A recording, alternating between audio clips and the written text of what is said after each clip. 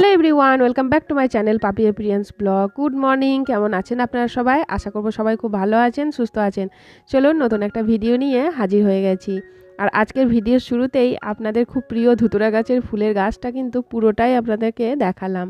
অনেক ফুল ফুটছে এখন, তবে ফুলের মধ্যে প্রচণ্ড পিঁপড়ে, জানেন তো, লাল পিঁপড়ে। অনেক সময় তো আমি ফুল অতটা তুলেও নিয়ে আসি না, এত পিঁপড়ে থাকে ফুলের মধ্যে। এটা প্রত্যেক বছরই গরমের সময় হয়, আগের বছরও হয়েছিল। এত পিঁপড়ে থাকে, লাল পিঁপড়েই পুরো ভর্তি থাকে। আর পিঁপড়ে ধরা ফুল তো আর ঠাকুরকে দেওয়া যায় না, তো সেই জন্য অনেক সময় আমি অতটা ফুল তুলি না, গাছেই থেকে যায়।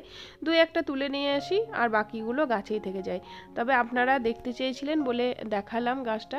খুব সুন্দর হয়েছে না গাছটা? আরও হবে, যত বর্ষা আসবে, বৃষ্টি জল পাবে, আরও কিন্তু গাছটা ভালো হয়ে উঠবে। আর কেউ আমার বেলি ফুলের গাছটাও দেখতে চেয়েছেন, যে আমার বাড়িতে বেলি ফুল গাছ আছে, সেই বেলি ফুলের গাছটা দেখাতে বলেছেন। তো এর পরের ভিডিওতে আমি আমার বেলি ফুলের গাছটাও আপনাদের সাথে শেয়ার করব। আর এর আগের ভিডিওতে কেউ একজন আমাকে কমেন্টে বলেছো যে বেলি ফুলের মালাটা গেঁথে আমি শুধু গপুকেই পরালাম, তাহলে বাকি গোপালরা তো রাগ করবে। তো আসলে সেটা নয়, আসল কথা এটাই হচ্ছে যে বেলি ফুলের গাছটায় যখন বেলি ফুল ফুটতে শুরু করে, তখন কিন্তু খুব বেশি পরিমাণে বেলি ফুল ফোটে না, অল্প অল্প করে শুরু করে। তাই প্রত্যেক বছর প্রথম ফুলের মালাটা কিন্তু আমি গপুকেই দিই।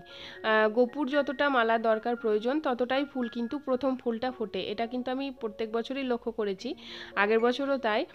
প্রথম যখন বেলি ফুলের মালা আমি গাঁথলাম, মানে ফুলের পরিমাণ যতটা ছিল, যে গপুর একটা মালা হবার মতোই ফুল কিন্তু গাছে ছিল, আর বাকি কিন্তু ফুল ছিল না। তো সেই রকমই এই বছরও সেই দিনকে প্রথম আমি গপুকেই ফুলের মালা গেঁথে পরালাম। এরপরে যখন ফুলের পরিমাণ বাড়তে শুরু করবে, তখন লাড্ডুকে পরাবো। তারপর যখন আরও একটু ফুলের পরিমাণ বাড়তে শুরু করবে, তখন গুবলুকেও পরাবো।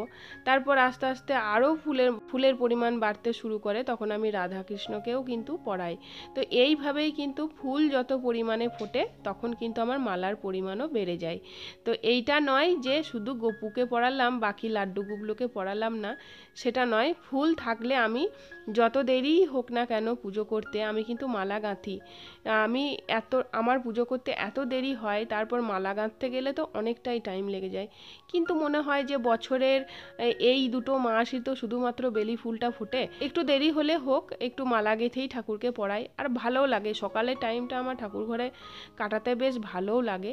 তো সেই জন্য যতটাই দেরি হোক না কেন, আমি মালাটা গেঁথে পরাই সব ঠাকুরকেই। তবে ওই যে ফুলের ওপর নির্ভর করে, কতটা ফুল ফুটেছে তার উপর নির্ভর করে কিন্তু আমার মালাটা গাঁথা হয়। তো এটাই হচ্ছে ব্যাপার।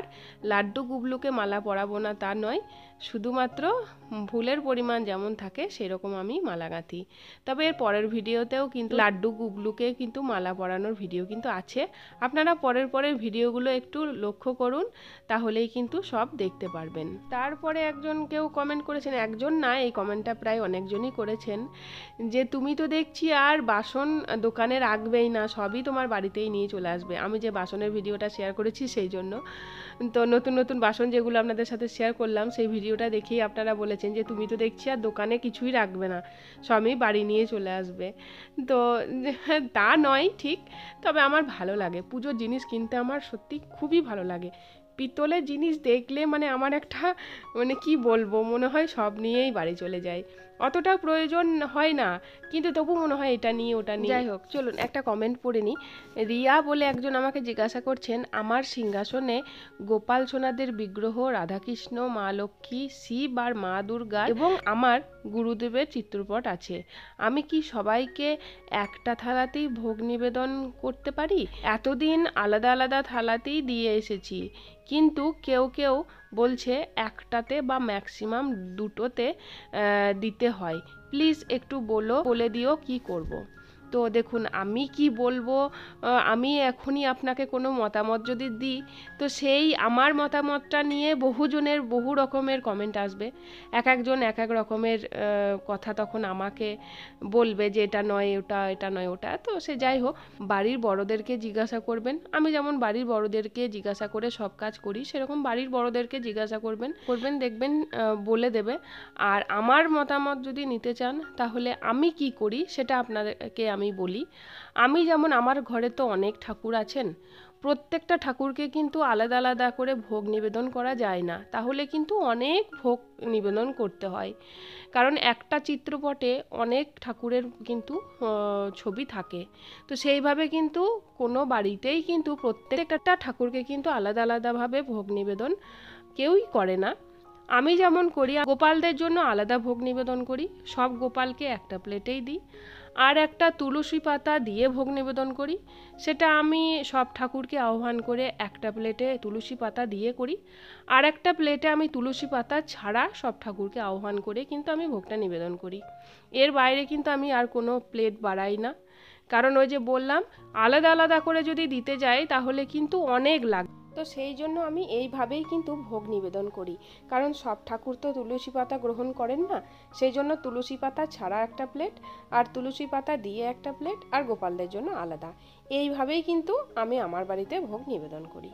বাকিটা এবার আপনার বাড়ির বড়দেরকে জিজ্ঞাসা করেই কিন্তু আপনি কাজ করবেন।